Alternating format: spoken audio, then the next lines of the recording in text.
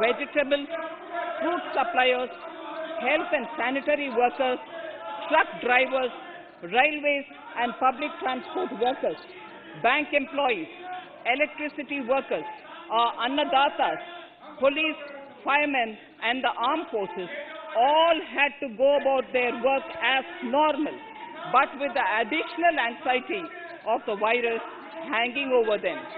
We recognize this, and I think I speak on behalf of everybody in this august house when I express my heartfelt gratitude to these men and women for how they were able to carry out their work and duty to provide for the nation's basics over those crucial months. Speaker, sir, for public good, honorable members of parliament and members of legislative assemblies too offered their salaries. In May 2020, the government announced the Atmanirbhar Bharat package. To sustain the recovery further into the year, we also rolled out 2 more Atmanirbhar packages, 2 and 3.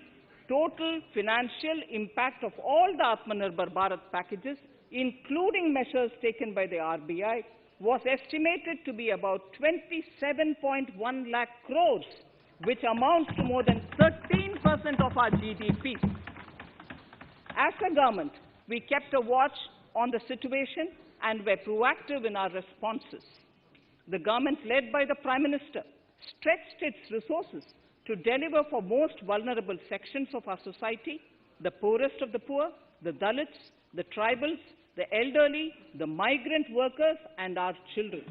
The Pradhan Mantri Garib Kalyan Yojana, the 3 Atmanirbhar packages, and announcements made later were like 5 mini budgets in themselves. The Atmanirbhar packages accelerated our pace of structural reforms, redefinition of MSMEs, commercialization of the mining sector, agriculture and labor reforms, privatization of public sector undertakings, One Nation, One Ration Card, production-linked incentive schemes are some of the notable reforms carried out during this period. Faceless income tax assessment, DBT, and financial inclusion are the others. Today, India has 2 vaccines available and has begun medically safeguarding not only her own citizens against COVID-19, but also those of 100 or more countries.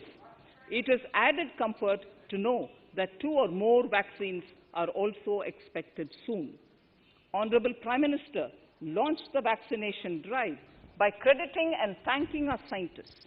We are ever grateful for the strength and rigor of their efforts. Having said that, we are all reminded time and again that our fight against COVID-19 continues into 2021. Now, just as it happened after the 2 world wars, there are signs that the political, economic, and strategic relations in the post-COVID world are changing.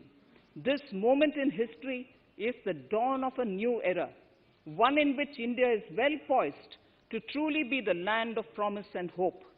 I borrow the words of Rabindranath Tagore. Faith is the bird that feels the light and sings when the dawn is still dark. Faith is the bird that feels the light and sings when the dawn is still dark. In this spirit, I can't help but recall the joy that we as cricket-loving nation felt after the Team India's recent spectacular success in Australia. It has reminded us of all the qualities that we as a people, particularly our youth, epitomize of having abundant promise and the unsuppressed thirst to perform and to succeed. Today, data shows that India now has one of the lowest death rate of 112 per million population and one of the lowest active cases of about 130 per million. This has laid the foundation to the revival we are seeing now in the economy. This budget will be the first of this new decade. This budget will also be a digital budget, and that has happened with all your support. So far, only 3 times has a budget followed a contraction in the economy. All such contractions earlier were as a result of situations typical to India. This time, the contraction in our economy is due to a global pandemic, just like in several other countries. Having said that, I want to confidently state that our government is fully prepared to support and facilitate the economy's reset. This budget provides every opportunity for our economy to raise and capture the pace that it needs for a sustainable growth.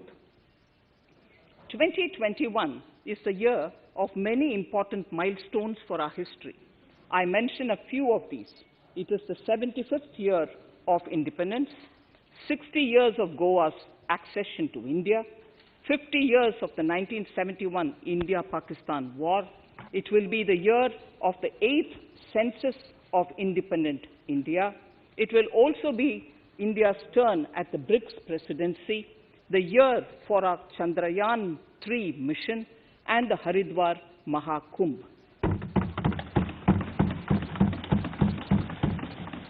Honorable Speaker, before I commence Part A of the budget, I want to take a moment to acknowledge how isolating and distancing seemed like insurmountable challenges for a country like ours that has people coming together in times of crisis.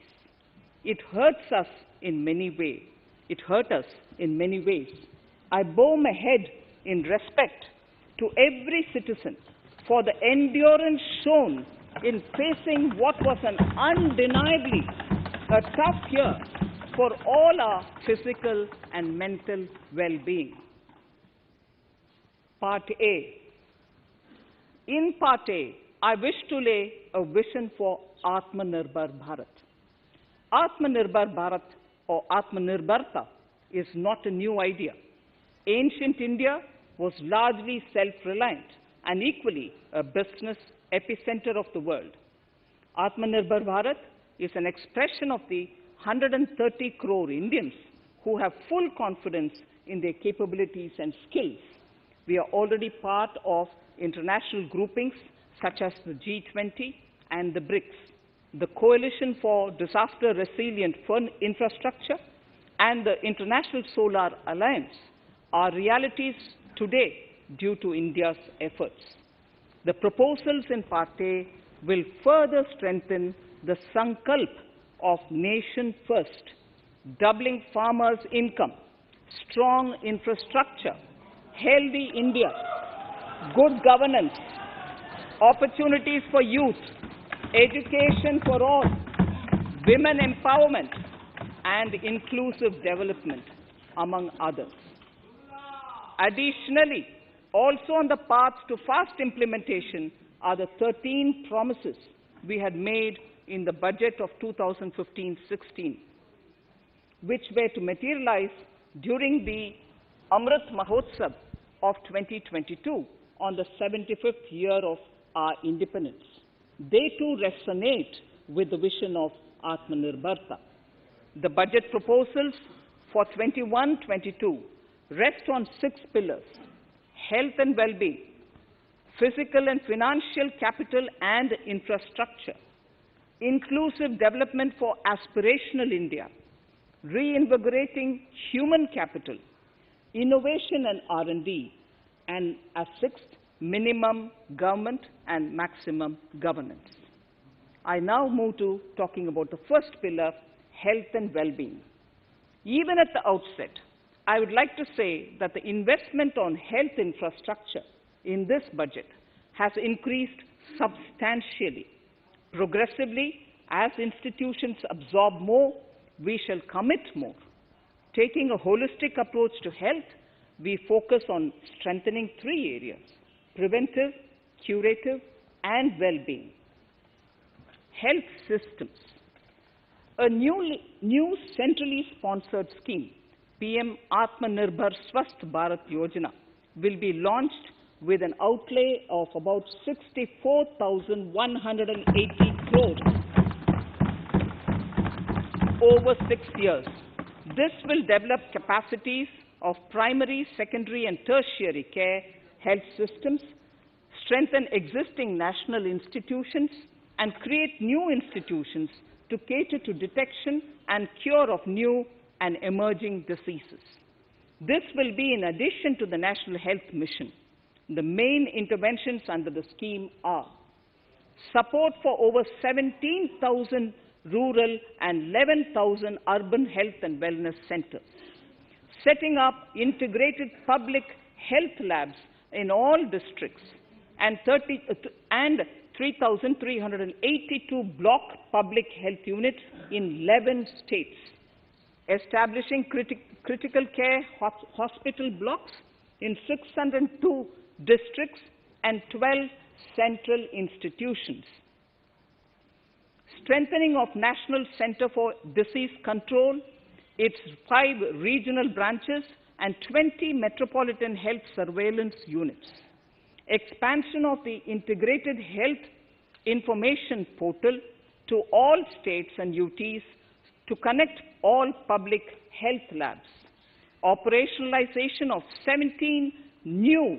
public health units, and strengthening of 33 existing public health units at points of entry, that is, at 32 airports, 11 seaports, and 7 land crossings, setting up of 15 health emergency operations centers and 2 mobile hospitals, and setting up of a National Institution for One Health, a regional research platform for WHO, World Health Organization, Southeast Asia Region Office, 9 biosafety level 3 laboratories, and 4 regional national institutes for virology. Nutrition. To strengthen nutritional content, delivery, outreach, and outcome, we will merge the Supplementary Nutrition Program and the Poshan Abhiyan and launch the Mission Poshan 2.0. We shall adopt an intensified strategy to improve nutritional outcomes across 112 aspirational districts. Universal coverage of water supply. The World Health Organization has repeatedly stressed the importance of clean water, sanitation, and clean environment as a prerequisite to achieving universal health. The Jal Jeevan Mission Urban will be launched. It aims at universal water supply in all 4,378 urban local bodies with 2.86 crores household tap connections, as well as liquid waste management in 500 Amrit cities. It will be implemented over 5 years with an outlay of 2,87,000 crores.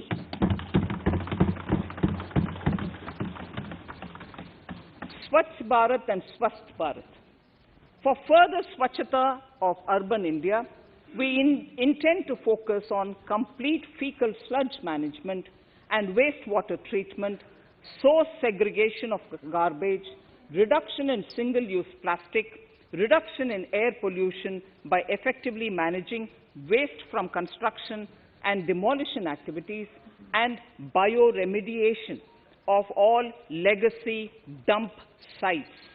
The Urban Swachh Bharat Mission 2.0 will be implemented with a total financial allocation of 1,41,678 crores over a period of 5 years from 2021. Clean air. To tackle the burgeoning problem of air pollution, I propose to provide an amount of 2,217 crores of rupees for 42 urban centers with a million-plus population in this budget. Scrapping policy. We are separately announcing, Honorable Speaker, a voluntary vehicle scrapping policy to phase out old and unfit vehicles. This will help in encouraging fuel-efficient, environment-friendly vehicles, thereby reducing vehicular pollution and oil import bills.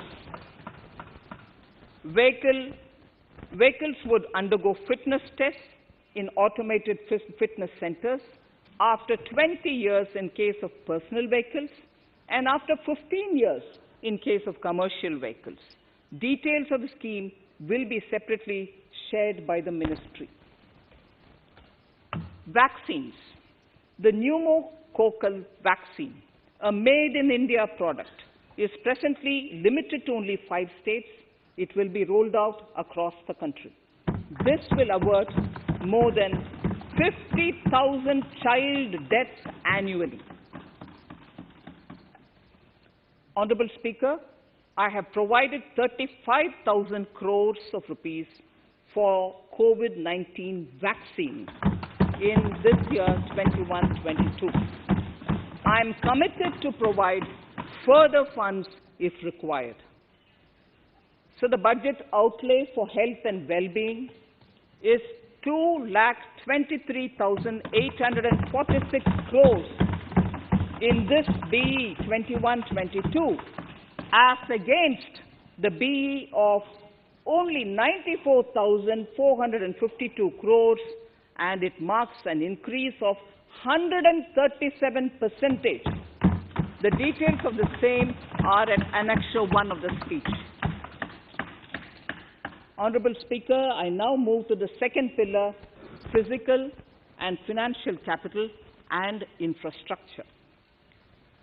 Atmanirbhar Bharat, production-linked incentive schemes are things which I would like to place an emphasis. For a $5 trillion economy, our manufacturing sector has to grow in double digits on a sustained basis. Our manufacturing companies need to become an integral part of global supply chains, possess core competence and cutting-edge technology. To achieve all of the above, PLI schemes to create manufacturing global champions for an Atmanirbhar Bharat have been announced for 13 sectors. For this, the government has committed nearly 1.97 lakh crores over 5 years starting this financial year. This initiative will help bring scale and size in key sectors, create and nurture global champions, and provide jobs to our youth. Textiles. To enable the textile industry to become globally competitive, attract large investments, and boost employment generation, a scheme of Mega Investment Textiles Park will be launched in addition to the PLI schemes. This will create world-class infrastructure with plug-and-play facilities to create global champions in exports. 7 textile parks will be established over 3 years. Infrastructure. The National Infrastructure Pipeline, which I announced in December 2019, is the first of its kind. Whole of government exercise ever undertaken by Government of India. The NIP was launched with 6,835 projects. The project pipeline has now expanded to 7,400 projects. Around 217 projects worth rupees 1.10 lakh crores under some key infrastructure ministries have been completed. The NIP is a specific target which this government is committed to achieving over the coming years. It will require a major increase in funding from both the government and the financial sector. In this budget, I propose to take concrete steps to do this in 3 ways. Firstly, by creating the institutional structures. Secondly, by a big thrust on monetizing assets. And thirdly, by enhancing the share of capital expenditure in central and state budgets. Infrastructure needs long-term debt financing. A professionally managed development financial institution is necessary to act as a provider, enabler, and catalyst for infrastructure financing. Accordingly, I shall introduce a bill to set up a development financial institution. I have provided a sum of 20,000 crore rupees to capitalize this institution. The ambition is to have a lending portfolio of at least 5 lakh crores for this DFI within 3 years' time. Debt financing of InvITs and REITs by foreign portfolio investors will be enabled by making suitable amendments in the relevant legislation. This will further ease access of finance to InvITs and REITs, thus augmenting funds for infrastructure and real estate sectors. Asset monetization. Monetizing operating public infrastructure. Monetizing operating public infrastructure assets is a very important financing option for new infrastructure construction. A national monetization pipeline of potential brownfield infrastructure assets will be launched. An asset monetization dashboard will also be created for tracking the progress and to provide visibility to investors. Some important measures in the direction of monetization are National Highways Authority of India and the PGCIL each have sponsored one InvIT that will attract international and institutional investors. 5 operational roads with an estimated enterprise value of 5,000 crores of rupees are being transferred to the NHAI InvIT. Similarly, transmission assets of value 7,000 crores will be transferred to the PGCIL InvIT. Railways will monetize dedicated freight corridor assets for operations and maintenance after commissioning.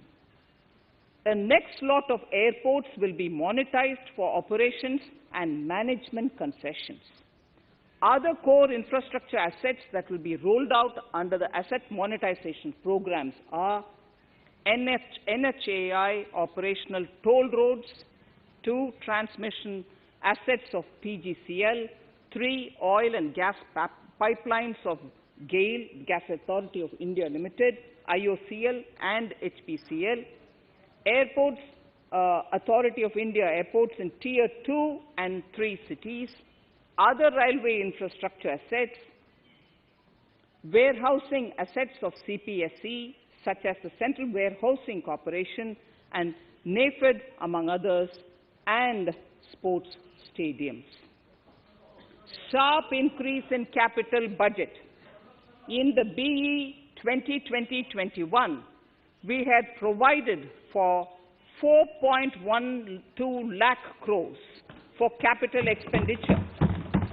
It was our effort that in spite of resource crunch, we should spend more on capital, and we are likely to end this year at around 4.39 lakh crores, which I have provided in the RE of 2020-2021.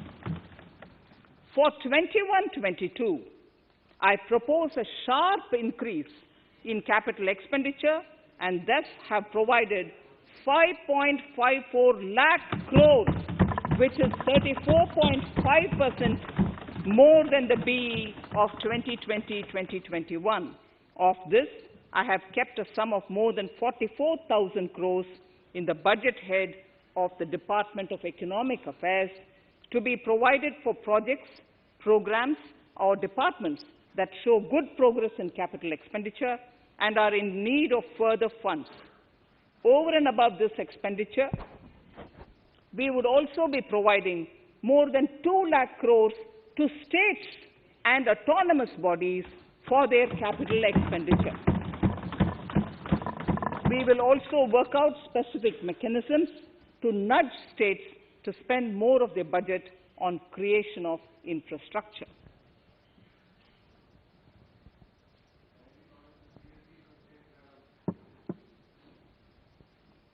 Roads and highways infrastructure.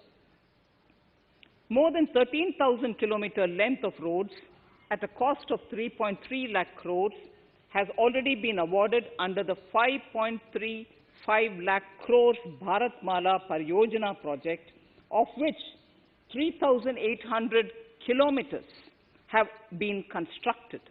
By March 2022, we would be awarding another 8,500 kilometers and complete an additional 11,000 kilometers of national highway corridors.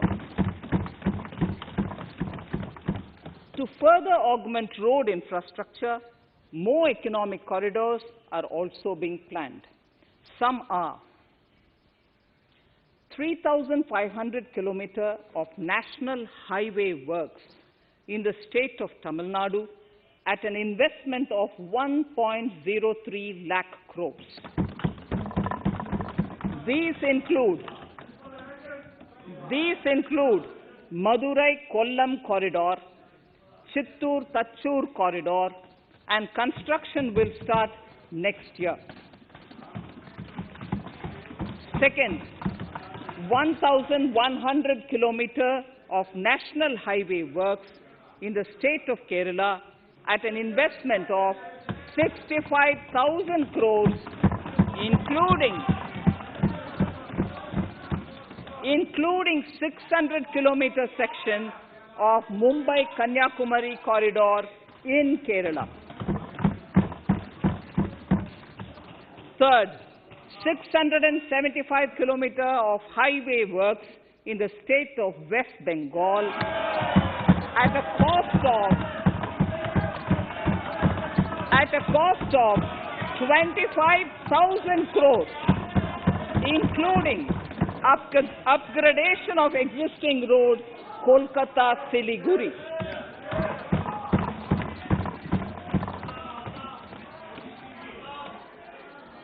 National highway works of around 19,000 crores are currently in progress in the state of Assam.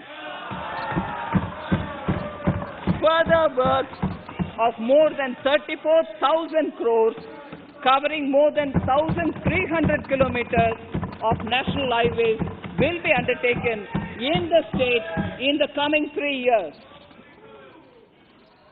Some of the flagship corridors and other important projects that would see considerable activity in 2021-22 are in Annexure 2 to my speech. I am also providing an enhanced outlay of 1,18,101 lakh crores, 1,18,101 crores for Ministry of Road Transport and Highways, of which 1,08,230 crores is for capital, the highest ever provided. Railway infrastructure. Honorable Speaker, sir, Indian Railways have prepared a National Rail Plan for India 2030. The plan is to create a future-ready railway system by 2030. Bringing down the logistic costs for an industry is at the core of our strategy to enable Make in India. It is expected that Western Dedicated Freight Corridor and Eastern Dedicated Freight Corridor will be commissioned by June 2022. The following additional initiatives are also proposed. The Sonnagar-Gomo sections, 263 kilometers of Eastern Dedicated Freight Corridor will be taken up in PPP mode in this year itself. Gomo-Dankuni section of 274.3 kilometers will be also taken up shortly in short succession.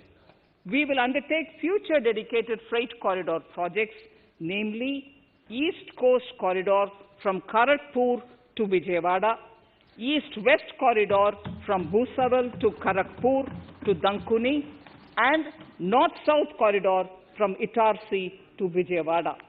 Detailed project reports will be undertaken in the first phase. Broad gauge route kilometers, RKM as I referred to, electrified is expected to reach 46,000 kilometers, 46,000 RKM. That is 72% by end of 2021 from 41,548 RKMs on 1st October 2020.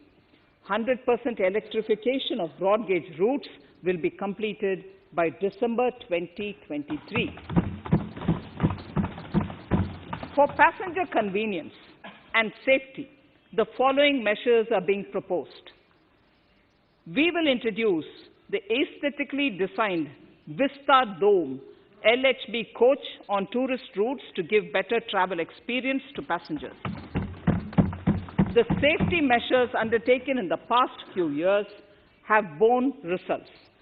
To further strengthen this effort, high-density network and highly utilized network routes of Indian Railways will be provided with an indigenously developed automatic train protection system that eliminates train collision due to human error. I am providing a record sum of 1,10,055 crores for railways, of which 1,07,100 crores is for capital expenditure only. Urban infrastructure. We will work towards raising the share of public transport in urban areas through expansion of metro rail networks and augmentation of city bus services. A new scheme will be launched at a cost of 18,000 crores to support augmentation of public bus transport services. The scheme will facilitate deployment of innovative PPP models to enable private sector players to finance, to acquire, to operate, and to maintain over 20,000 buses. The scheme will boost the automobile sector, provide fillip to economic growth, create employment opportunities for our youth, and enhance ease of mobility for urban residents.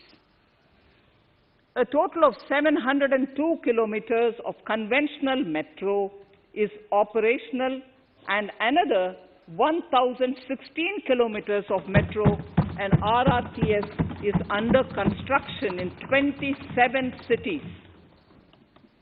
Two new technologies, that is Metro Light and Metro Neo, will be deployed to provide metro rail systems at much lesser cost with same experience, convenience, and safety in Tier 2 cities and peripheral areas of Tier 1 cities also.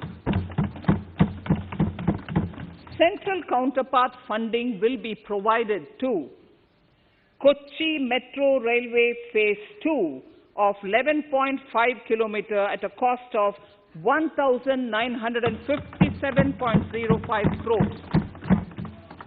Chennai Metro Railway Phase 2 of 118.9 kilometers at a cost of 63,246 crores. Bengaluru Metro Railway Project Phase 2A and 2B of 58.19 kilometers at a cost of 14,788 crores. Nagpur Metro Rail Project Phase 2 and Nashik Metro at a cost of 5,976 crores and 2,092 crores respectively. Power infrastructure.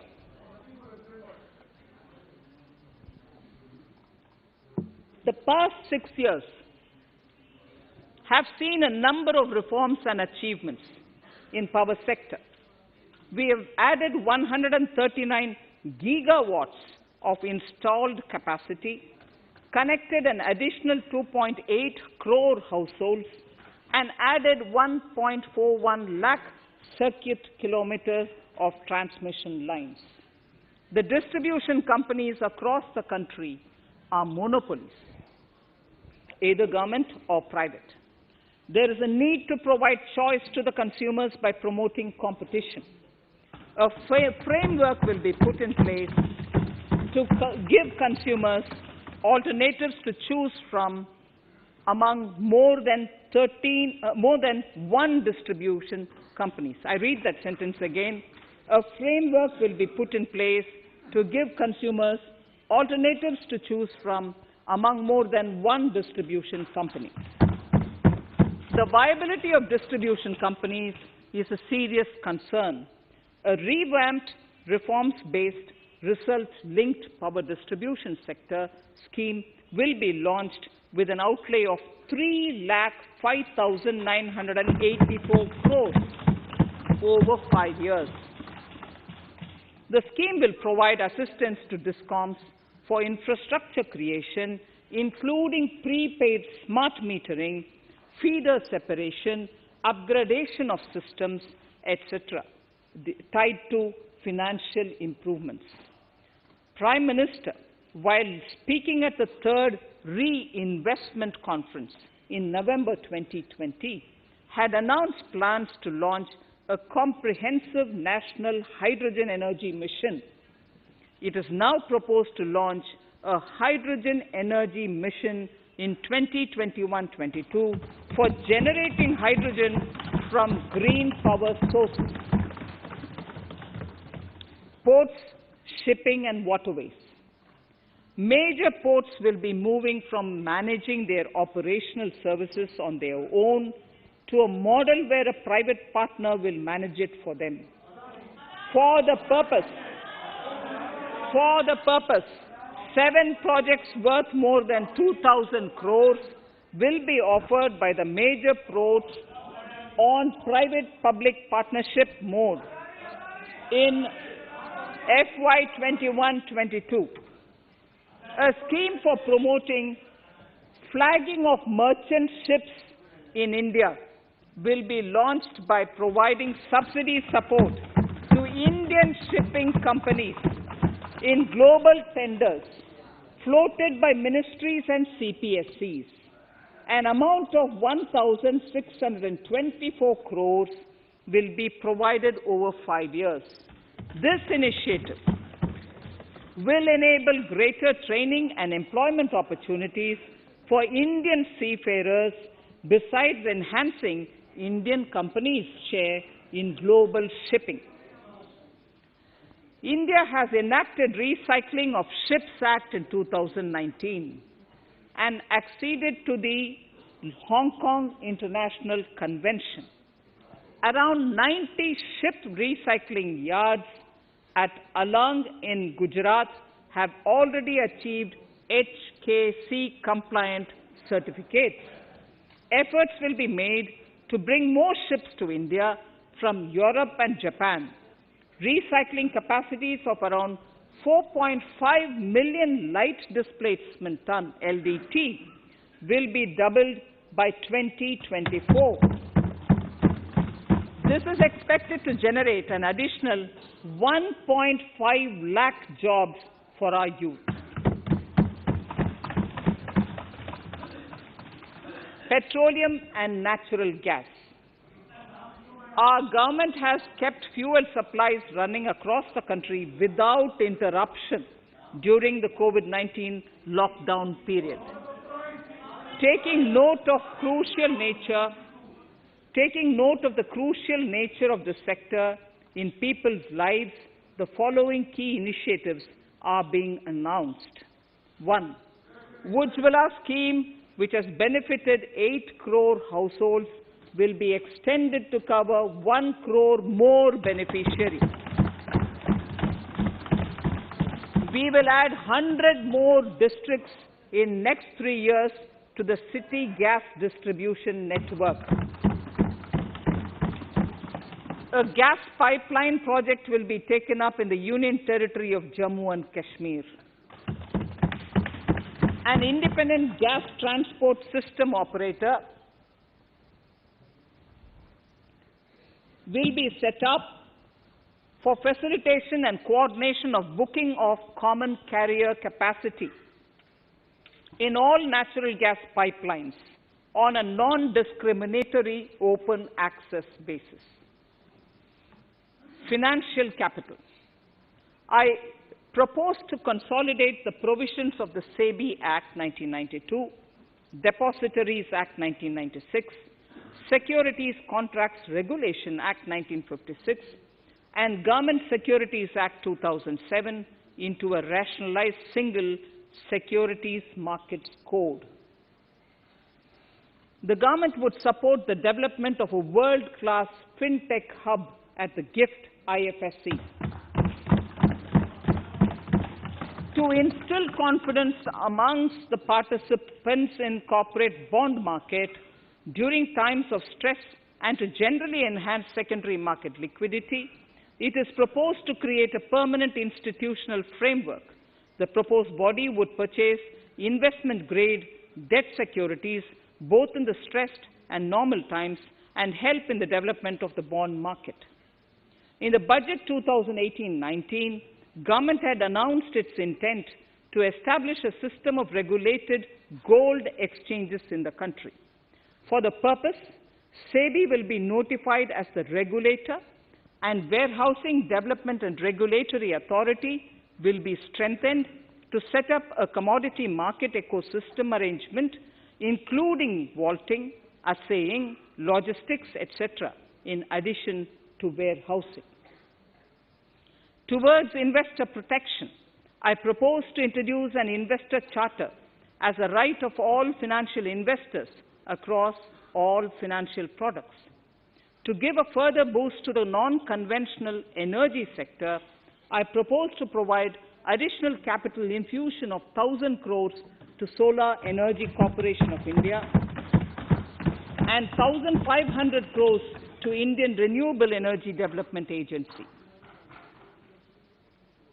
I propose to amend the Insurance Act 1938 to increase the permissible FDI limit from 49% to 74% in insurance companies and allow foreign ownership and control with safeguards. Under the new structure, the majority of directors on the board and key management persons would be resident Indians, with at least 50% of directors being independent directors and specified percentage of profits being retained as general reserve. Stressed asset resolution by setting up a new structure. The high level of provisioning by public sector banks of their stressed assets calls for a measure to clean up the bank books. An asset reconstruction company limited, an asset management company would be set up to consolidate and take over the existing stressed debt and then manage and dispose of the assets to alternative investment funds and other potential investors for eventual value realization. Recapitalization of Psb. To further consolidate the financial capital capacity of PSBs, further recapitalization of 20,000 crores is proposed in 21-22. Deposit insurance. Last year, government had approved an increase in the deposit insurance cover from 1 lakh rupees to 5 lakhs for bank customers. I shall be moving amendments to DICGC Act 1961 in this session itself to streamline the provision so that if a bank is temporarily unable to fulfill its obligations, the depositors of such bank can get easy and time-bound access to their deposits to the extent of the deposit insurance cover. This would help depositors of banks that are currently under stress. To improve credit discipline, while continuing to protect the interests of small borrowers, for NBFCs with minimum asset size of 100 crores, the minimum loan size eligible for debt recovery under the Securitization and Reconstruction of Financial Assets and Enforcement of Security Interests, SARFAESI Act 2002, it is proposed to be reduced from the existing level of 50 lakhs to 20 lakhs. Company matters. The decriminalization of the procedural and technical compoundable offences under Companies Act 2013 is now complete. I now propose to take up decriminalization of the Limited Liability Partnerships Act 2008. Honourable Speaker, I propose to revise the definition under the Companies Act 2013 for small companies by increasing the threshold for paid-up capital from not exceeding 50 lakh to not exceeding 2 crores and turnover from not exceeding 2 crores to not exceeding 20 crores. This will benefit more than 2 lakh companies in easing their compliance requirements. As a further measure which directly benefits startups and innovators, I propose to incentivize the incorporation of one-person companies by allowing one-person companies to grow without any restriction on paid-up capital and turnover, allowing their conversion into any other type of company at any time, reducing the residency limit for an Indian citizen to set up an one-person company from 182 days to 120 days, and allow also non-resident Indians to incorporate OPCs in India. This will be a big boost for startups. To ensure faster resolution of cases, the NCLT framework will be strengthened, e-court system shall be implemented, and alternate methods of debt resolution and special framework for MSMEs shall be introduced. During the coming fiscal, we will be launching data analytics, artificial intelligence, machine learning driven MCA 2.1 version to MCA 21 version 3.0. MCA 21 version 3.0. This version 3.0 will have additional modules for e-scrutiny, e-adjudication, e-consultation, and compliance management. Disinvestment and strategic sale. In spite of COVID-19, we have kept working towards strategic disinvestment. A number of transactions, namely BPCL, Air India, Shipping Corporation of India, Container Corporation of India, IDBI Bank, Bharat Earth Movers Limited, Pavan Hans, Neelachal Ispat Nigam Limited, among others, would be completed in 21-22. Other than IDBI Bank, we propose to take up the 2 public sector banks and 1 general insurance company in the year 21-22. This would require legislative amendments, and I propose to introduce the amendments in this session itself. In 21-22, we would also bring the IPO of LIC, for which I am bringing the requisite amendments in this session itself. In the Atmanirbhar package, I had announced that we will come out with a policy of strategic disinvestment of public sector enterprises. I'm happy to inform the House that the government has the government has approved the said policy. The policy provides a clear roadmap for disinvestment in all non-strategic and strategic sectors. We have kept 4 areas that are strategic, where bare minimum CPSEs will be maintained and rest privatized. In the remaining sectors of all CPSEs will be privatized. The main highlights of the policy are mentioned in Annexure 3. To fast forward the disinvestment policy, I'm asking NITI to work out on the next list of centre public sector companies that would be taken up for strategic disinvestment. To similarly incentivize states to take to disinvestment of their public sector companies, we will work out an incentive package of central funds to states. Idle assets will not contribute to Atmanirbhar Bharat.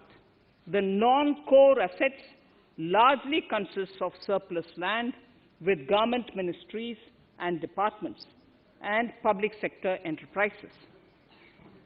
Monetizing of land can either be by way of direct sale or concession or by similar means. This requires special abilities, and for this purpose, I propose to use a special purpose vehicle in the form of a company that would carry out this activity. In order to ensure timely completion of closure of sick or loss-making CPSEs, we will introduce a revised mechanism that will ensure timely closure of such units. I have estimated 1,75,000 crores as receipts from disinvestment in BE 21-22.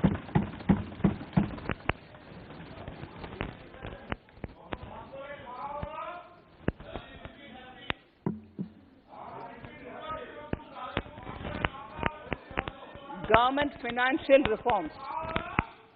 Under the Treasury Single Account, the TSA system, autonomous bodies directly draw funds from the government's account at the time of actual expenditure, saving interest costs. We will extend the TSA system for universal application from 21-22. On the recommendation of the 15th Finance Commission, we have undertaken a detailed exercise to rationalize and bring down the number of centrally sponsored schemes.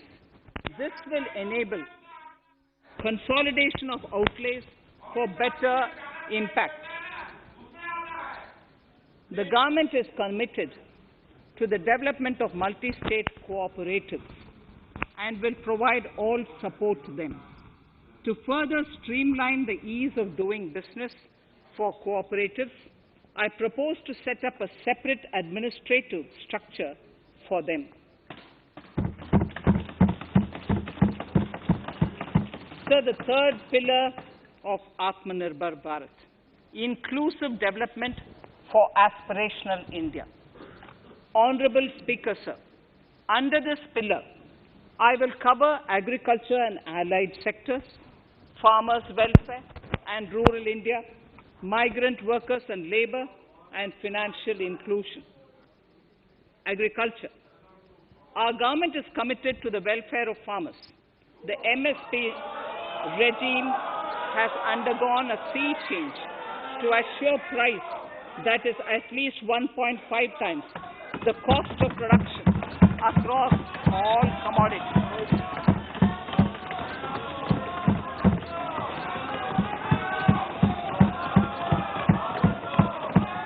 The procurement has also continued to increase at a steady pace.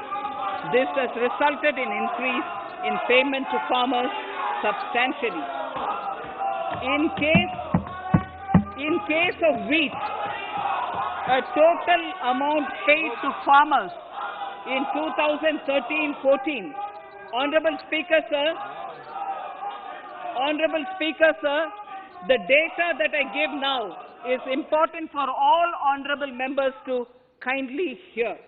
In case of wheat, the total amount paid to farmers in 2013-14 was 33,874 crores. In 2019-20, it was 62,802 crores. And even better, Honorable Speaker, in 2020-2021, this amount paid to farmers was 75,060 crores.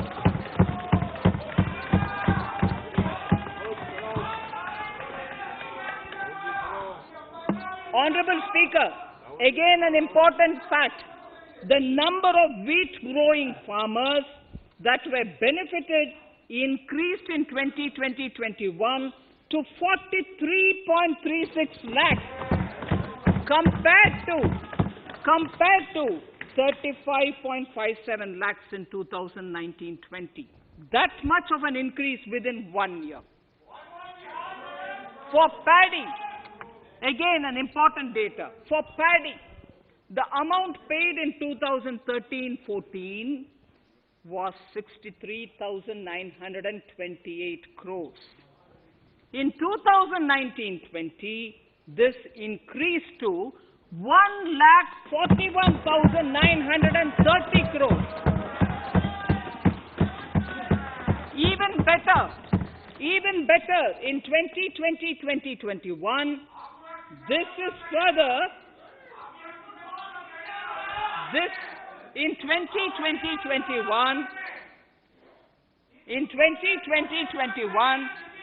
this is further estimated, and I'm saying this is further estimated because the procurement is ongoing, and therefore I can't give you the final figure.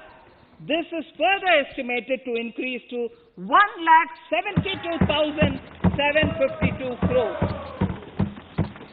The number of farmers benefited increased from 1.24 crores in 2019-20 to 1.54 crores in 2020-21. In the same way, Honorable Speaker, sir, in the case of pulses, the amount paid in 2013-14 was 236 crores. In 2019-20, this was increased to 8,285 crores. Now in 2021, it is at 10,530 crores. More than 40 times increase from 2013-14. The receipts to cotton farmers have seen a stupendous increase from 90 crores in 2013-14 to 25,974 crores I'm giving you data as of 27th January 2021. This is bound to increase. From 90 crores for cotton farmers in 2013-14 to 25,974 crores in 2021. All the details in complete narration is available in Annexure 4 to my speech. Early this year, Honorable Prime Minister had launched the Swamitva scheme. Under this, a record of rights is being given to property owners in villages. Up till now, about 1.80 lakh property owners in 1,241 villages have been provided cards. I propose during 21-22 to extend this to cover all states and union territories. To provide adequate credit to our farmers, I have enhanced the agricultural credit target to 16.5 lakh crores in this year. We will focus on ensuring increased credit flow to animal husbandry, Pashupalan, dairy, and to Matsyakar, to the fisheries. We are enhancing the allocation to the Rural Infrastructure Development Fund from 30,000 crores to 40,000 crores. The Micro Irrigation Fund, with a corpus of 5,000 crores, has been created under NABARD. I propose to double it by augmenting it by another 5,000 crores.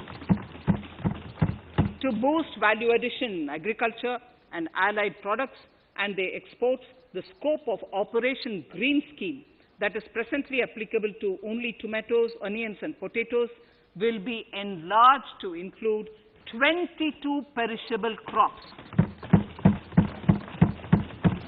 Around 1.68 lakh crore farmers, around 1.68 crore farmers are registered, and 1.14 lakh crores of rupees trade value has been carried out through e-NAMs, the National Agricultural Market.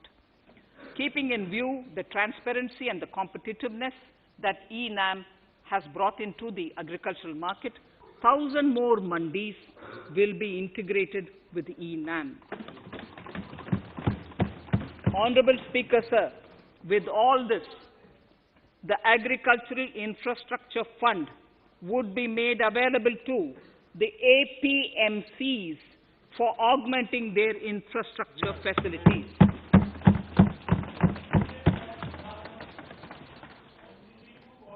Fisheries.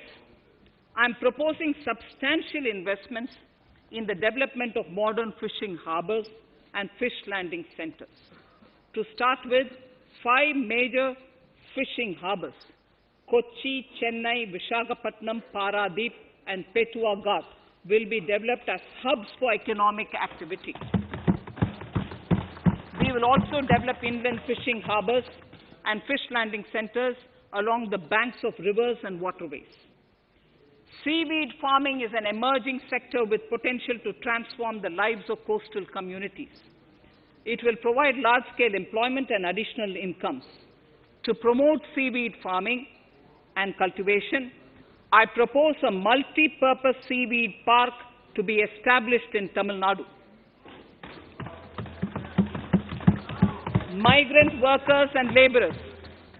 We have launched the One Nation, One Ration Card scheme, through which beneficiaries can claim their rations anywhere in the country. Migrant workers in particular benefit from the scheme. Those staying away from their families can partially claim their ration where they are stationed, while their family in their native places can claim the rest. I am happy to inform you that One Nation, One Ration Card plan is under implementation by 32 states and union territories, reaching about 69 crore beneficiaries. That's a total of 86% beneficiaries covered. The remaining 4 states and UTs will be integrated in the next few months. To further extend our efforts towards the unorganized labor force, migrant workers in particular, I propose to launch a portal that will collect relevant information on gig workers, building and construction workers, among others. This will help formulate health, housing, skill, insurance credit, and food schemes for all migrant workers. We will conclude a process that began 20 years ago with the implementation of the 4 labor codes. For the first time globally, social security benefits will be extended to gig and platform workers.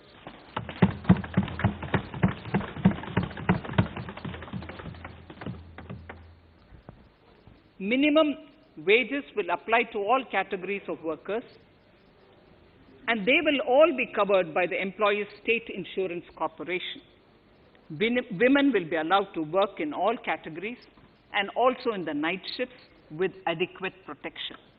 At the same time, compliance burden on employers will be reduced with a single registration and licensing and online returns. Financial inclusion. To further facilitate credit flow under the scheme of Stand Up India for the scheduled castes and scheduled tribes and also women, I propose to reduce the margin money requirement from 25% to 15% only, and to also include loans for activities in allied sectors, in allied activities in agriculture. We have taken a number of steps to support the MSME sector. In this budget, I have provided 15,700 crores to this sector, more than double of the last year's B. Honorable Speaker, sir, I now go to the 4th pillar, reinvigorating human capital. The national education policy announced recently has had good reception. In school education, more than 15,000 schools will be qualitatively strengthened to include all components of the national education policy. They shall emerge as exemplar schools in their regions hand-holding and mentoring other schools to achieve the ideals of policy. 100 new Sainik schools will be set up in partnership with NGOs, private schools, and states. Higher education. In Budget 2019-20, I had mentioned about the setting up of a higher education commission in India. We would be introducing the legislation this year to implement the same. It will be an umbrella body having 4 separate vehicles for standard setting, accreditation, regulation, and funding. Many of our cities have various institutions, universities, and colleges supported by the Government of India. Hyderabad, for example, has about 40 major institutions. In 9 such cities, we will create a formal umbrella structure so that these institutions can have better synergy while also retaining their internal autonomy. A glue grant will be set aside for this purpose. For accessible higher education in Ladakh, I propose to set up a central university in Leh.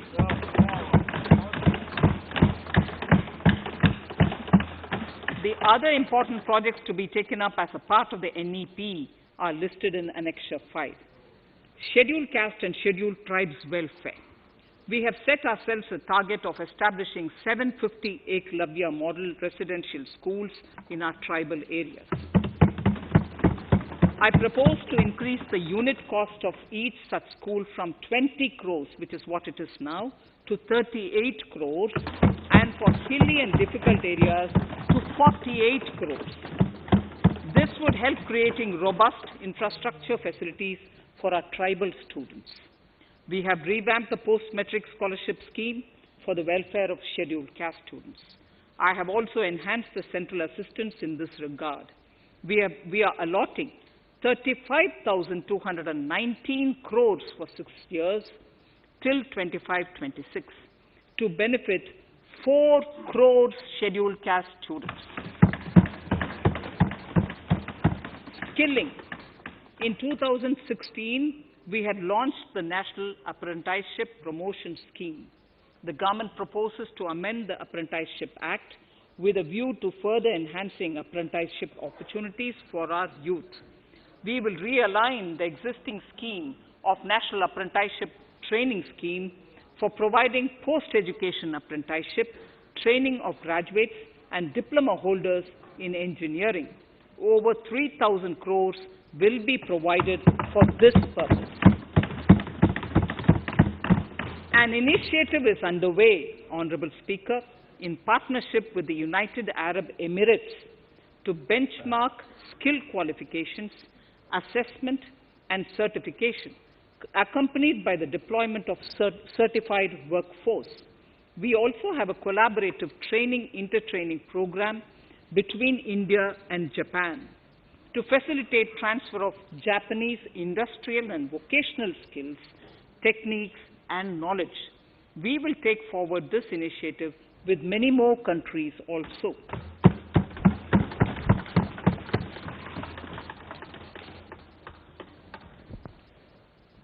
Innovation and R&D. In my budget speech of 2019, I had announced the National Research Foundation. We have now worked out the modalities, and the NRF outlay will be of 50,000 crores over 5 years. It will ensure that the overall research ecosystem in the country is strengthened with focus on identified national priority thrust areas. There has been a manifold increase in digital payments in the recent past. To give a further boost to digital transactions, I earmarked 1,500 crores for a proposed scheme that will provide financial incentive to promote digital mode of payment. We will undertake a new initiative, National Language Translation Mission. This will enable the wealth of governance and policy-related knowledge on the Internet being made available in major Indian languages.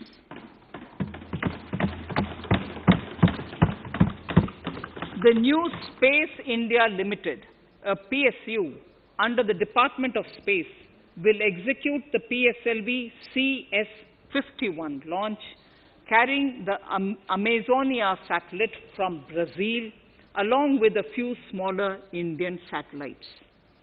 As part of the Gaganyaan mission activities, 4 Indian astronauts are being trained on generic spaceflight aspects in Russia. The first unmanned launch is slated for December 2021. Our oceans are a storehouse of living and non-living resources. To better understand this realm, we will launch a deep ocean mission with a budget outlay of more than 4,000 crores over 5 years. This mission will cover deep ocean survey exploration and projects for the conservation of deep sea biodiversity. I come to the 6th pillar, Honorable Speaker, minimum government, maximum governance. Honorable Speaker, sir, this is the last of the 6 pillars. This will outline plans for reforms in one of our core principles of minimum government, maximum governance. We have taken a number of steps to bring reforms in tribunals in the last few years for speedy delivery of justice. Continuing with the reforms process, I now propose to take further measures to rationalize the functioning of tribunals. We have introduced the National Commission for Allied Healthcare Professionals Bill in Parliament. National Commission for Allied Healthcare Professionals Bill in the Parliament, with a view to ensure transparent and efficient regulation of 56 allied healthcare professionals. Additionally, to bring about transparency, efficiency, and governance reforms in the nursing profession, the National Nursing and Midwifery Commission Bill will be introduced by the government for passing. To have ease of doing business for those who deal with government or CPSEs and carry out contracts, I propose to set up a conciliation mechanism and mandate its use for quick resolution of contractual disputes. This will instill confidence in private investors and contractors. Honorable Speaker, sir, the forthcoming census could be the first digital census in the history of India.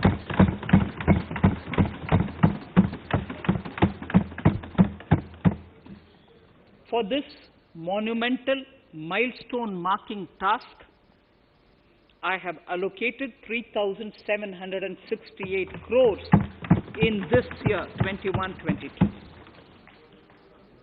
Honorable Speaker, Goa is celebrating the Diamond Jubilee year of the state's liberation from Portuguese rule. From the Government of India's side, I propose to grant 300 crores to the Government of Goa for the celebration.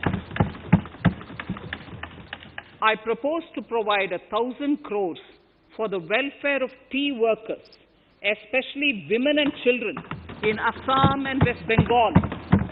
A special scheme will be devised for the same.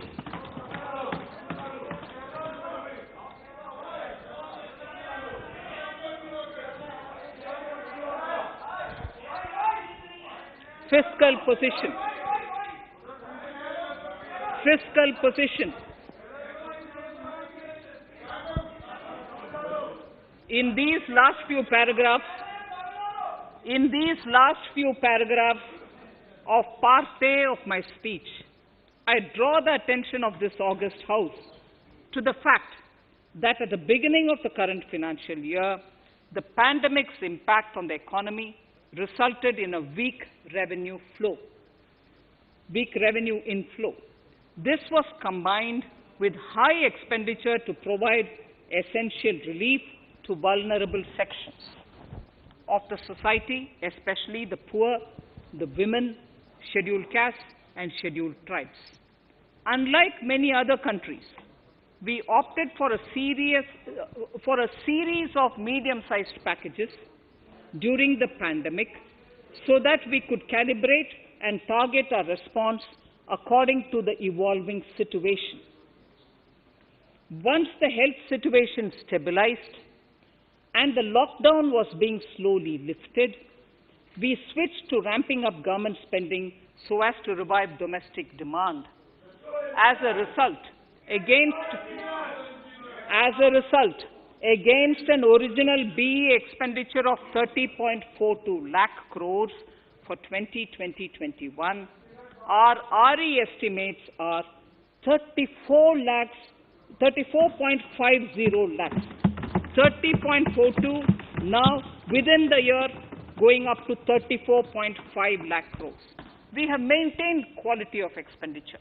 The capital expenditure estimated in the RE is 4.39 lakh crores as against 4.12 lakh crores in the BE stage. So the beginning of the year, we had marked only 4.12 lakh, whereas it is 4.39 lakh crores as we end the year. Fiscal deficit in RE 2020-2021 is pegged at 9.5% of the GDP. Fiscal deficit in RE 2020 to 2021 is pegged at 9.5% of GDP. We have funded this through government borrowings, multilateral borrowings, small saving funds, and short-term borrowings.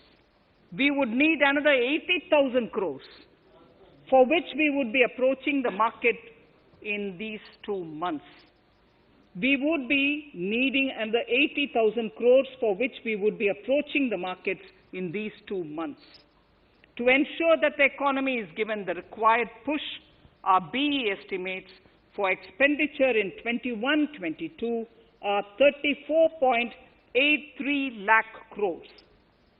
This includes 5.54 lakh crores as capital expenditure, an increase of 34.5% over the BE figure of 2020-2021.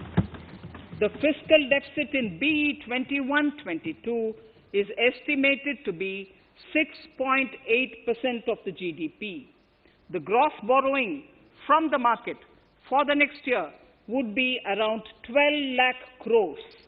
We plan to continue with our path of fiscal consolidation and intend to reach the fiscal deficit level below 4.5% of the GDP by 2025-2026, with a fairly steady decline over the period. We hope to achieve the consolidation by first increasing the buoyancy of tax revenue through improved compliance, and secondly, by increased receipts from monetization of assets, including public sector enterprises and land. The Contingency Fund of India is being proposed to be augmented. The Contingency Fund of India is being proposed to be augmented from 500 crores to 30,000 crores through finance bill. In accordance with the views of the 15th Finance Commission, we are allowing a normal ceiling of net borrowing for the states at 4% of GSDP for the year 21-22. A portion of this ceiling will be earmarked to be spent on incremental capital expenditure. Additional borrowing ceiling of 0.5% of the GSDP will also be provided, subject to conditions. States will be expected to reach a fiscal deficit of 3% of GSDP by 2023-24, as recommended by the 15th Finance Commission. In the July 2019-20 budget, I introduced the Statement 27 on extra budgetary resources. It disclosed the borrowings of the government agencies that went towards funding Government of India schemes and whose repayment burden was on the government. In my 2020-21 budget, I enhanced the scope and coverage of that statement by including the loans provided by government to the FCI, the Food Corporation of India. Taking a step further in this direction, I propose to discontinue the NSSF loan to FCI for food subsidy, and accordingly, budget provisions have been made in RE 2020-21 and in the BE 2021-22. The extra budgetary resource details are at Annexure 6. We know that the FRBM Act mandates fiscal deficit of 3% of GDP to be achieved by 31st March 2020-2021. The effect of this year's unforeseen and unprecedented circumstances has necessitated the submission of a deviation statement under Sections 4 of Subclause 5 and Section 7, Subclause 3b of the FRBM Act, which I am laying on the table of the House as part of the FRBM documents. Towards achieving central government fiscal deficit along the broad path that I have already indicated, I will be introducing an amendment to the FRBM Act. Honorable Speaker, on the 9th of December 2020, the 15th Finance Commission submitted its final report covering the period 2021 to 2026 to the Rashtrapati Ji. The government has laid the Commission's report along with the explanatory memorandum in the Parliament, retaining the vertical shares of the states at 41%. We recognize our commitment to fiscal federalism and propose, therefore, to adhere to this recommendation. Jammu and Kashmir in the 14th Finance Commission was entitled to get devolution being a state. Now the funds of the UTs of Jammu Kashmir and Ladakh would be provided by the centre.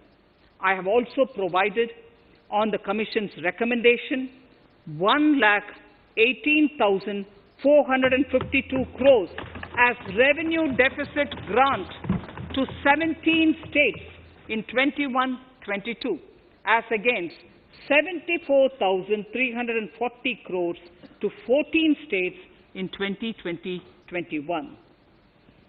Honorable Speaker, I would now move to Part B of my speech.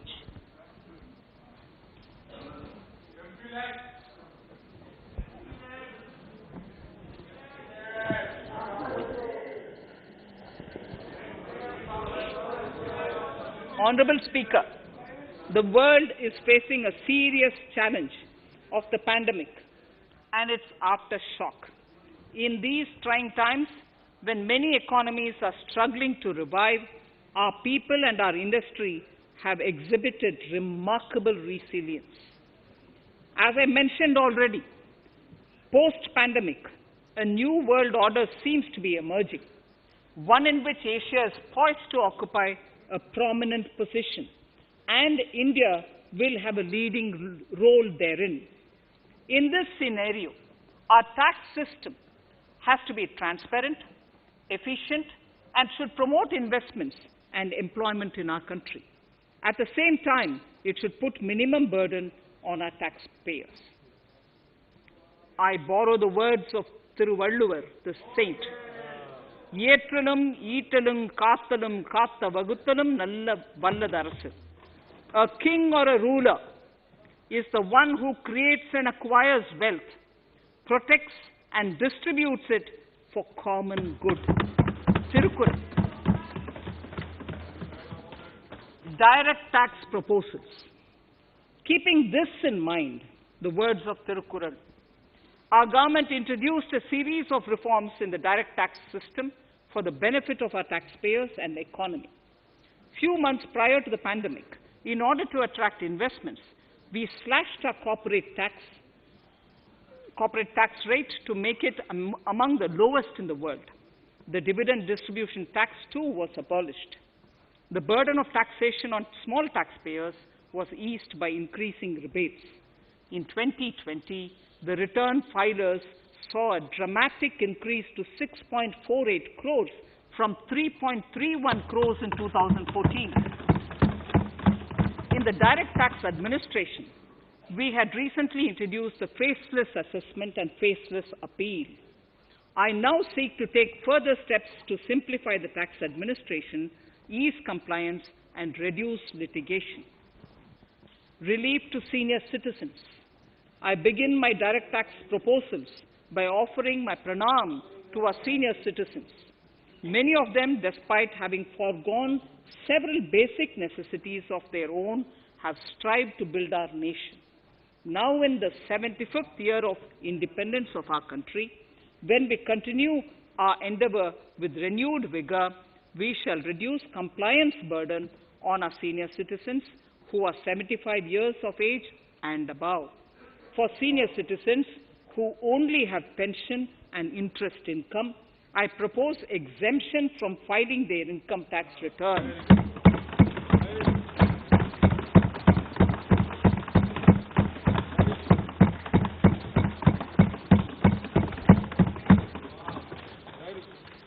The paying bank will deduct the necessary tax on their income. Reduction in time for income tax proceedings. This is a very key announcement, if you are asking. Honorable Speaker, presently an assessment can be reopened up to 6 years and in serious tax fraud cases for up to 10 years. As a result, taxpayers have to remain under uncertainty for a very long time. I therefore propose to reduce this time limit for reopening of assessments to 3 years from the present 6 years.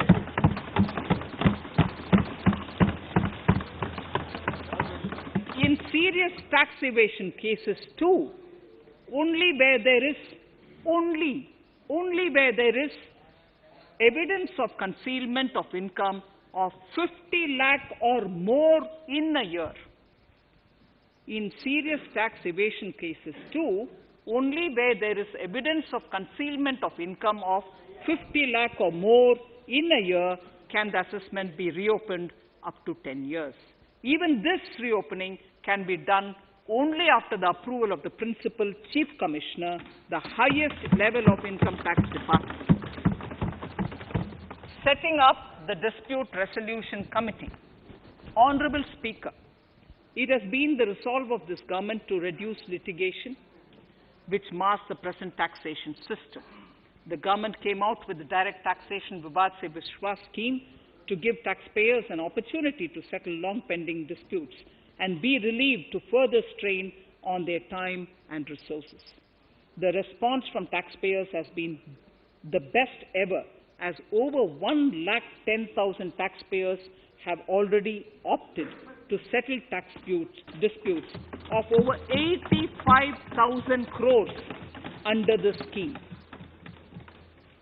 To further reduce litigation for small taxpayers, I propose to constitute a dispute resolution committee for them, which will be faceless to ensure efficiency, transparency, and accountability. Anyone with a taxable income up to 50 lakh and disputed income up to 10 lakh shall be eligible to approach the committee. Faceless IT-AT. For ease of compliance and to reduce discretion, we are committed to make the taxation processes faceless. The government has already introduced faceless assessment and appeal this year. The next level of income tax appeal is the Income Tax Appellate Tribunal. I now propose to make this tribunal faceless. We shall establish a national faceless Income Tax Appellate Tribunal Center. All communication between the tribunal and the appellant shall be electronic. Where personal hearing is needed, it shall be done through video conferencing. Relaxations to NRI. When non-resident Indians return to India, they have issues with respect to their accrued incomes in their foreign retirement accounts. This is usually due to mismatch in taxation period.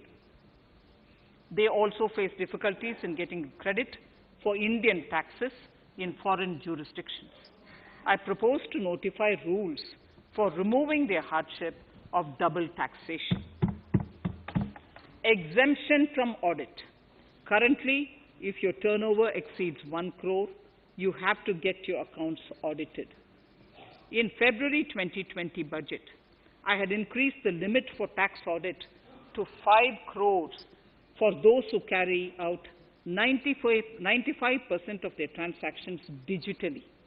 To further incentivize digital transactions and to reduce compliance burden, I propose to increase this limit for tax audit for such persons from 5 crores to 10 crores. Relief for dividend. In the previous budget, I had abolished the dividend distribution tax in order to incentivize investment. Dividend was made taxable in the hands of shareholders. Now, in order to provide ease of compliance, I propose to make dividend payment to rate and InvIT exempt from TDS.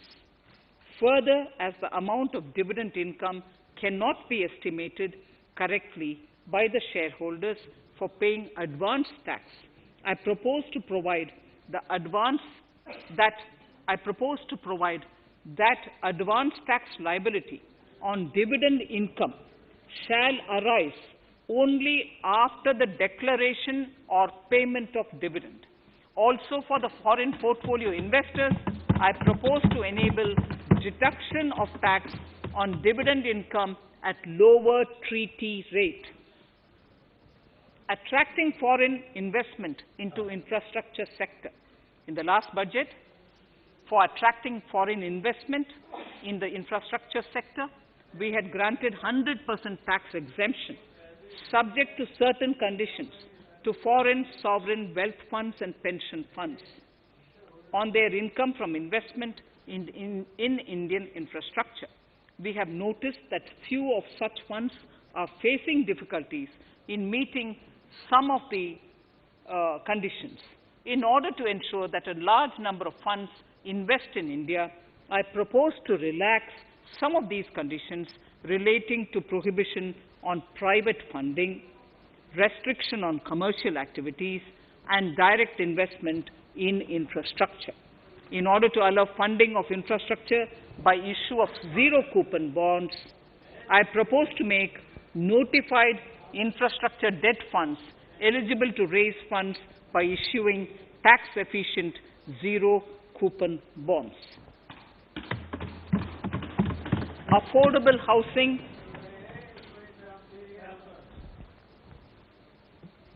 Affordable housing and rental housing. This government sees housing for all and affordable housing as priority areas. In July 2019 budget, I provided an additional deduction of interest amounting to 1.5 lakh for loan taken to purchase an affordable house. I propose to extend the eligibility of this condition by 1 more year to 31st March 2022. The additional deduction of 1.5 lakh shall therefore be available for loans taken up to 31st March 2022 for the purchase of affordable houses. Further, to keep up the supply of affordable houses, I propose that the affordable housing projects can avail a tax holiday for 1 more year till 31st March 2022. These are available now for projects also. We are committed to promote supply of affordable rental housing for migrant workers. For this, I propose to allow tax exemption for notified affordable rental housing projects. Tax incentives to IFSC. As I mentioned in Part A of this speech, the government is committed to making the International Financial Services Center in GIFT City a global financial hub. In addition to the tax incentives already provided, I propose to include, among others, tax holiday for capital gains for aircraft leasing companies, tax exemption for aircraft lease rentals paid to foreign lessors, tax incentive for relocating foreign funds in the IFSC, and to allow tax exemption to the investment division of foreign banks located in the IFSC. Pre-filling of returns. Honorable Speaker, in order to ease compliance for the taxpayer, details of salary income, tax payments, TDS, etc., already come pre-filled in income tax returns. To further ease filing of returns, details of capital gains from listed securities, dividend income, and interest from banks, post office, etc., will also be now pre-filled. Relief to small trusts. We hope to reduce compliance burden on small charitable trusts running educational institutions and hospitals. So far, there is a blanket exemption to such entities whose annual receipt does not exceed 1 crore of rupees. I now propose to increase this amount to 5 crores.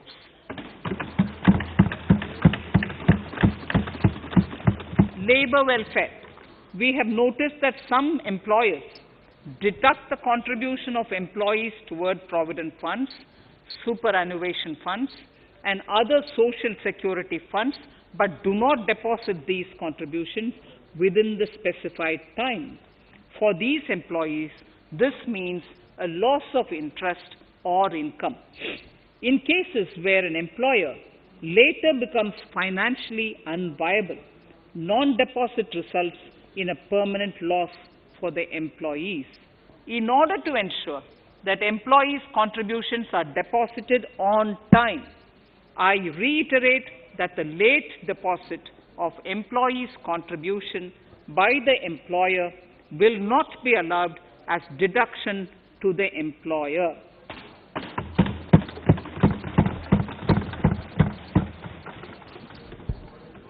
Incentives for startups.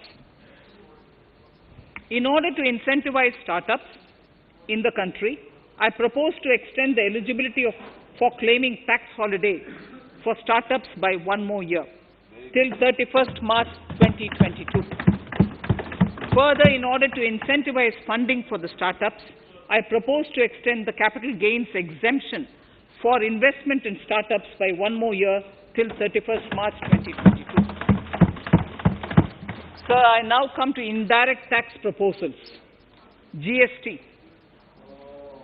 Before I come to my indirect tax proposals, I would like to appraise the House on GST.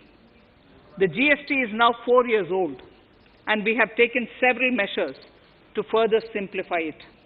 Some of the measures include nil return through SMS, quarterly return and monthly payment for small taxpayers, electronic invoice system, validated input tax statements, pre-filled editable GST return, and staggering of returns filing. The capacity of GST and system has also been enhanced. We have also deployed deep analytics and artificial intelligence to identify tax evaders and fake billers and launched special drives against them. The results speak for themselves. We have made record collections in the last few months. The GST Council has painstakingly thrashed out thorny issues. As chairperson to the Council, I want to assure this House that we shall take every possible measure to smoothen the GST further and to remove anomalies such as inverted duty structure. Custom duty rationalization. Our custom duty policy should have the twin objective of promoting domestic manufacturing and helping India get on to global value chain and export better. The thrust now has to be on easy access to raw materials and exports of value-added products. Towards this, last year, we started overhauling the customs duty structure, eliminating 80 outdated exemptions. I also thank everyone who responded overwhelmingly to a crowdsourcing call for suggestions on this revamp. I now propose to review more than 400 old exemptions this year. I repeat, I now propose to review more than 400 old exemptions this year. We will conduct this through extensive consultations, and from 1st October 2021, we will put in place a revised customs duty structure free of distortions. I also propose that any new customs duty exemptions, therefore, henceforth will have validity up to 31st March, following 2 years from the date of the issue. Electronic and mobile phone industry. Domestic electronic manufacturing has grown rapidly. We are now exporting items like mobiles and chargers. For greater domestic value addition, we are withdrawing a few exemptions on part of chargers and sub-parts of mobiles. Further, some parts of mobiles will move from nil rate to a moderate 2.5%. Iron and steel. MSMEs and other user industries have been severely hit by a recent sharp rise in iron and steel prices. Therefore, we are reducing customs duty uniformly to 7.5% on semis, flats, and long products of non-alloy, alloy, and stainless steels. To provide relief to metal recyclers, mostly MSMEs, I am exempting duty on steel scrap for a period up to 31st March 2022. Further, I am also revoking ADD and CVD on certain steel products.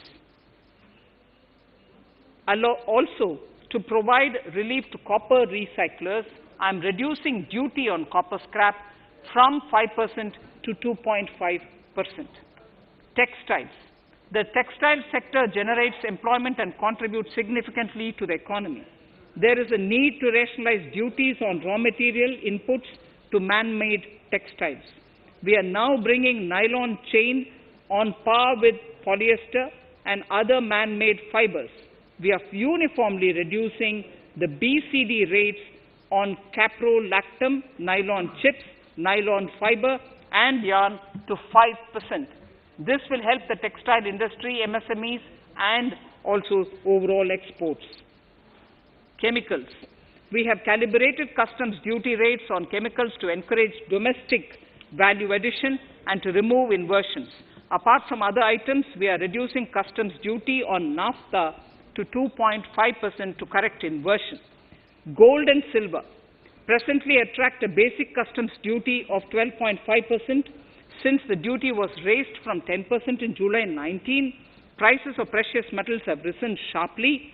To bring it closer to previous levels, we are rationalizing customs duty on gold and silver. Renewable energy. In Part A, we have already acknowledged that solar energy has huge promise for India. To build up domestic capacity, we will notify a phased manufacturing plan for solar cells and solar panels. At present, to encourage domestic production, we are raising duty on solar inverters from 5% to 20% and on solar lanterns from 5% to 15%. Capital equipment and auto parts. There is immense potential in manufacturing heavy capital equipment domestically. We will comprehensively review the rate structure in due course. However, we are revising duty rates on certain items immediately. We propose to withdraw exemptions on tunnel boring machine. It will attract a customs duty of 7.5% and its parts a duty of 2.5%. We are raising customs duty on certain auto parts to 15% to bring them on par with general rate on auto parts. MSME products. We are proposing certain changes to benefit MSMEs. We are increasing duty from 10 to 15% on steel screws and plastic builderwares.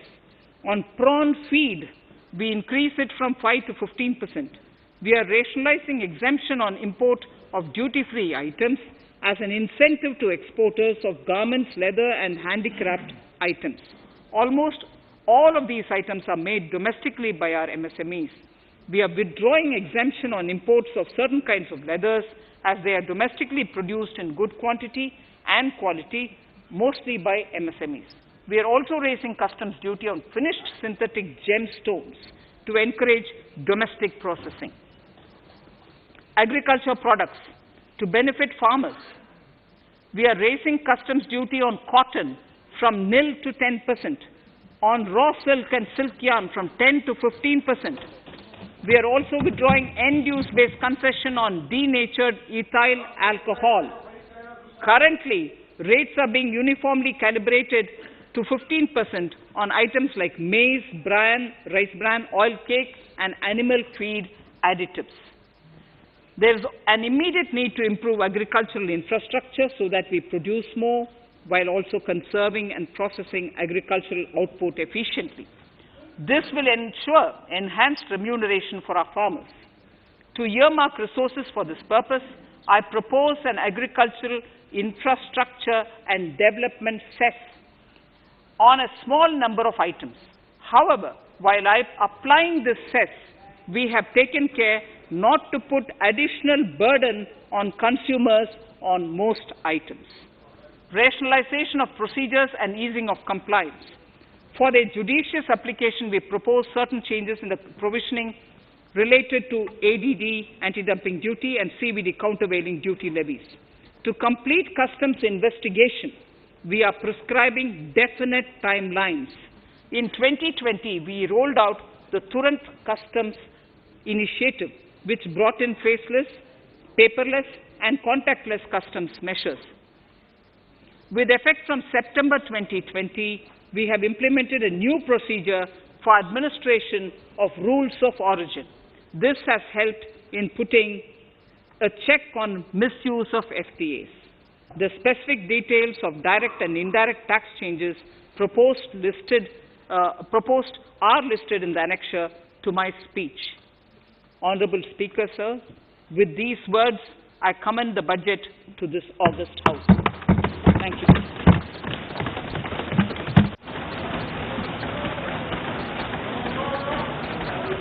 Item number 1, माननीय मंत्री जी, item number 1. Sorry, I don't have it with me.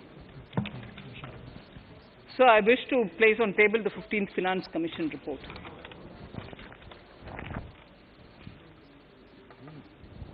Item number 3, माननीय मंत्री जी.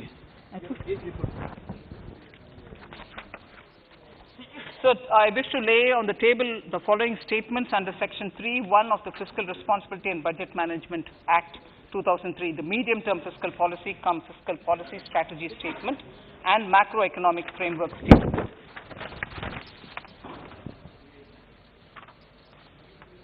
Item number 4. So, I wish to seek your permission to move for leave to introduce the Finance Bill 2021. प्रश्न ये कि विधेयक को पुनर्स्थापित करने की अनुमति प्रदान की जाए. जो सदस्य इसके पक्ष में हाँ कहें, जो सदस्य इसके विरोध में ना कहें. मेरे विचार में निर्णय हाँ वालों के पक्ष में हुआ, हाँ वालों के पक्ष हुआ. माननीय मंत्री जी विधेयक को पुनर्स्थापित करें. Shri Prahlad Joshi ji. With your permission, I rise to present the 18th report of Business Advisory Committee. माननीय सदस्यगण, माननीय वित्त मंत्री जी के बजट भाषण की प्रतियां प्रकाशक फलक पर उपलब्ध है. सदस्य अपनी प्रति प्रकाशन फलक से प्राप्त कर सकते हैं. माननीय सदस्यगण, जैसा कि आपको समाचार 2 के माध्यम से पहले सूचित किया जा चुका है कि बजट की प्रतियां आपको मेंबर्स पोर्टल के माध्यम से उपलब्ध कराई जा रही है. सभा की कार्रवाई मंगलवार दिनांक 2 फरवरी 2021 को दोपहर 4 बजे तक के लिए स्थगित की जाती है. फाइनेंस आउटलेट खोल दिया गया है और इसके अलावा राज्य स्तर पर भी एक आउटलेट खोला गया है. इसमें हम वहाँ पर जो है